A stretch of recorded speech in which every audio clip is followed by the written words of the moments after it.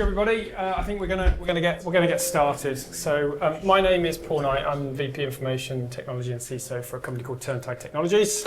I'm Richard Wild, Senior Solutions Architect for NCC Group, cybersecurity MSSP based in Manchester, just over the water in Spinningfields. So we're going to be looking at today's session, which is unlocking business success and the secret to achieving future-ready resilience, which basically means how do we protect our infrastructure, our assets, and leverage partners and the trust that those partners build. So NCC Group, we're a people-powered, tech-enabled global cybersecurity and resilience company with over 2,200 colleagues around the world. We spawned out of the National Computing Centre in Manchester on Oxford Road in 1960. So it had 25-year anniversary as a cybersecurity company this year. So for over 25 years, we've been trusted by the world's leading companies and governments to manage and deliver cyber resilience. So we have a broad portfolio of services. Today we're focusing on managed services, but we do all sorts: pen tests, red teams, black teams, compliance. We act as a partner for our customers and help them with their cybersecurity posture. So NCC reached out to me a little while ago actually and asked me to come and talk at their sales kickoff back in 2024. We partnered with them probably two years ago now, actually. Yeah, probably just over 2 years ago. Turntide are making breakthrough technologies in power electronics, so anything to do with axial flux motors, energy storage, thermals, transportation, electrification. So anything that moves, we put motors and batteries and power electronics into. So quite a big manufacturing footprint. We also have software development, all of the components that make up a good target for threat actors to come and steal our IP and our data. So NCC asked me to come and talk about the partnership that we put together, and I think it's important because as CISOs, we have a number of challenges, and you'll hear this type of stuff, I'm sure, on your own journeys. But we have complex supply chains. There's a lot of vulnerabilities in those supply chains. The threat to our intellectual property is high. The stuff that we're making, the stuff that we're building is important. The stuff that we're selling is important, and we've got to try and balance the cost of that security innovation against the risk. I'm sure a number of you have probably spoken to your boards, and trying to get money out of boards, even when presenting risks, can be challenging. So how do we get the best kind of bang for our buck? How do we make sure we spend wisely? At Turntide, we have a really complex environment. We took probably half a dozen different companies, various Azure, Google, when we first started back in 2021. And we had over 450 different business systems. We had around a $12.5 million a year software spend. As a startup, money was there. We were able to go out, and everyone was going out and buying their own infrastructure and their own systems.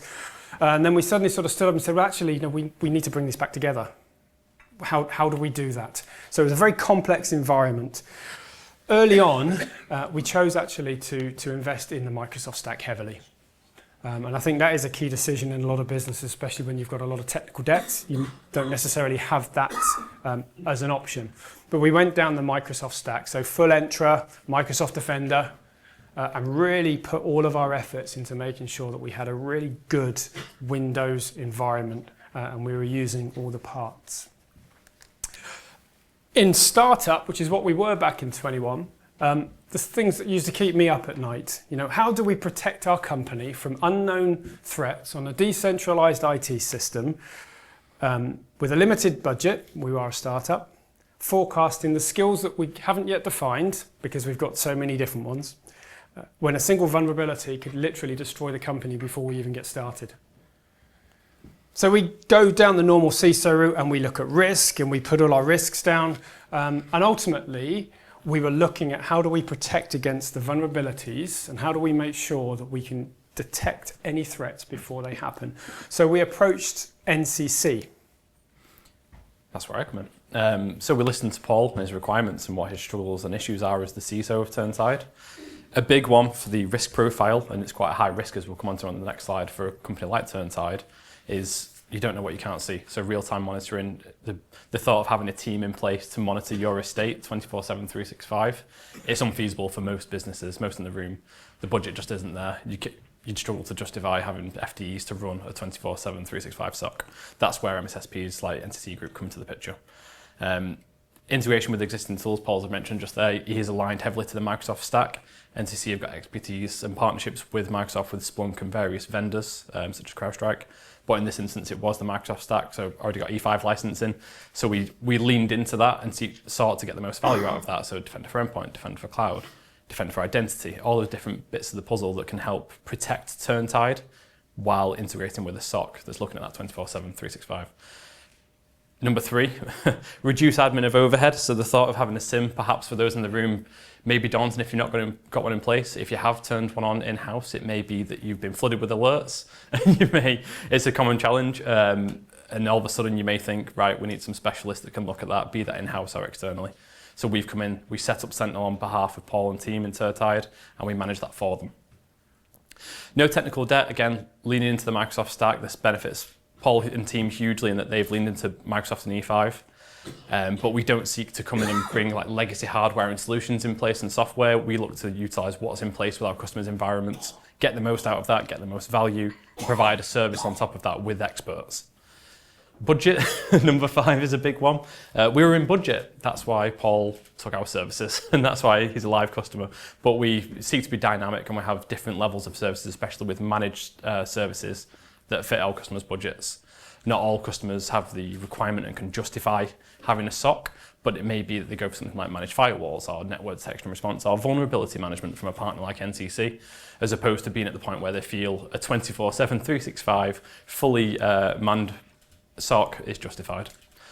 Number 6, swift detection and response. So again, coming back to number 1, by having a team in place that's monitoring the estate for Paul, 24/7, 365, that allows us to have SLIs and KPIs in place, which allows us to stand by the service that we will respond to what we will see.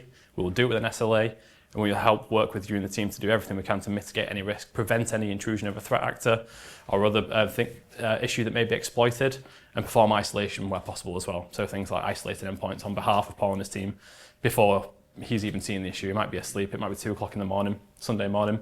We've isolated the endpoints that could have been affected, for example, and then we tell him and the team, like, look, this is happening, let's look at this together, but we've stopped the threat. Yeah, and NCC made it very easy for me to come and talk to you and talking at some of these events. Just a quick show of hands, how many people actually have an in-house SOC, a security operations team that are literally doing 24/7 monitoring? How many people, okay, so about half. How many people don't have a dedicated 24/7 SOC? Internal only. Internal or external? And how many people use third-party software to do that and just have somebody looking at the software? No? Okay, so a couple. I think the key thing, and some of these numbers may, you may see some of these. In the first year of running this service, we actually had over 2.6 billion events. How on earth, as a company, do you even begin to start looking at those? That's a full-time role, and even then, you're going to miss stuff. You can buy software. You can go to a third-party software, buy an online SaaS service, plug all your SIEM and your event logs in there, but somebody's still got to look at that. And that was the key thing for us. In that first year, we had 26,000 unique incidents that something needed to happen at them. Either it was an automation tool that ran, or a physical analyst doing something with it. 2,500 blocked ransomware attempts, 400 intrusion attempts. That generated, in that first year, 68 physical security alerts that needed escalating to our internal team. Now, we don't have dedicated security people within the company. What we have is our engineering teams. So rather than them spending all their time looking at these alerts, analysis, and logs, we wait for NCC, manage the SIEM tool for us. They will log it, and then it will alert us through our service center. And if we need to get out of bed, we'll get out of bed. But we know when those calls come through that we have to do something, because NCC have already triaged, they've already isolated the asset if necessary, or done that kind of first level analyst work. That you talk about the... No, that's fantastic. It's taking it off Paul's plate. That's what we've sought to do with this service, and we have been doing successfully for some time now, as per the stats on screen. But over one high severity incident every single week. Imagine having that in your estate and not having monitoring in place. From what Paul's just gathered with his bit of research, most of you in the room do have a SOC or some level of monitoring and provision in place, but it's bringing that high quality skill set to the table, not just having the burden of running that in-house, but knowing you have a security expert partner that will do that and apply their learnings. We've been doing MXDR or MDR or intelligent MXDR as it is now, because it's grown over time for over 13 years now. We've got over 500 customers globally in our managed services, so we've learned a lot and we've seen a lot in this landscape in this time. That brings me on very nicely to the pink circle at the top, Insight Enriched, in that we see so much in NCC Group. We have over 300 D4 or instant response engagements on average every year. We have threat intelligence feeds, we do pen testing, we do lots of research days. On the back of that, a big thing for our SOC services for the likes of Paul and Turnside is we can provide, on average, an extra 40% of analytics detection. So we can provide, on average, 40% more detections versus that comes out of the box for things like Microsoft or CrowdStrike or Splunk. We're developing them in-house with a dedicated team, learning what we see in the field directly from our engagements, new IOCs, new CVEs. We build these detections in response and apply them to our customers to mitigate risk for them and detect more than what you could get out of the box. Tech flexible, we've touched on briefly already. Given we've been doing this for so many years, we're partnered with Microsoft, like I mentioned. Splunk Service Partner of the Year last year. We're very confident with these tools. We've been developing custom analytics for them for years and supporting our customers with them in a multitude of verticals. So chances are, whichever EDR tool you've got in place at the moment, whichever SIM you have in place, if you have one, we can probably provide you some level of service and bring some experts to the table to support and monitoring your estate. I think the key thing for me as a customer for NCC is trust. And I can go out and buy a SaaS solution. There's a lot of AI tools out there now that will do, SOC monitoring all your logs, alert detection, close down, automation. It was the trust thing with NCC. At any point, I can phone one of the SOC operators and say, "This is what's happening. I need some help. Can you have a look at this? Can you do this?" They're very, very responsive. That phone's usually answered within a couple of rings, and the analysts we speak to are very quick at what they do. So for me as a customer, it's easy for me to stand up here, as I said earlier, it's easy for me to stand up here and actually promote this service because we've had it in place for a couple of years now and it just works. It takes a lot of the lifting off of our plate, which allows us as an IT team to focus on the things that are really, really important for us as a business. I actually get to sleep a bit more as well, which is quite nice.